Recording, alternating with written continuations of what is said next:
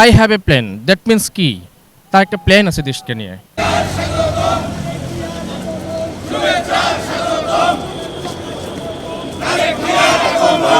আমাদের অনুভূতি আসলে প্রকাশ করার মতো না। দেশনায়ক তারেক রহমান দেশে আসছেন। আমাদের মনে হচ্ছে আমাদের মানে রক্তের যে ধমনী এটা বিগত দিনের তুলনায় 1000 গুণ বেড়ে গেছে। আপনারা নিজেও দেখতে পাচ্ছেন এবং দেশবাসী সবাই দেখতে পাচ্ছে। স্বতঃস্ফূর্ত মনোভাব, মনে হচ্ছে যে আসলে ঈদের দিন না, ঈদের দিনের থেকেও মানে প্রত্যাশার অনেক বেশি আমরা পেয়ে গেছি আলহামদুলিল্লাহ।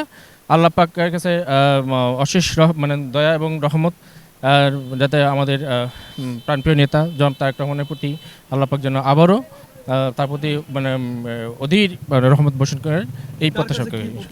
তার কাছে প্রত্যাশা হচ্ছে আমাদের যেই, শুধু আমাদের না, দেশবাসীর সবারই প্রত্যাশা একটাই, যে সে তার মতন করে দেশ গঠন করবে এবং সে একটি দফা যেই তুলে ধরেছেন সেই মোতাবেক দেশ পরিচালিত হবে এবং পরিচালনা করবে, এই আশায় আমরা তার কাছে প্রত্যক্ষ করেছি।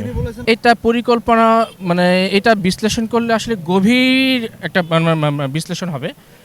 শুধু এতটুকু বলবো বিশ্লেষণের পরিপ্রেক্ষিতে, I have a plan, that means কি তার একটা প্ল্যান আছে দেশকে নিয়ে। শহীদ জিয়া যে প্ল্যান ছিল সেই প্ল্যানের বাস্তবায়ন লক্ষ্যেই তার প্ল্যানটা। আমার নাম আশরাফুল, সাবেক জয়েন্ট সেক্রেটারি আশুলিয়া থানা যুবদল, বর্তমান ধর্ম বিষয়ক সম্পাদক আশুলিয়া থানা বিএনপি।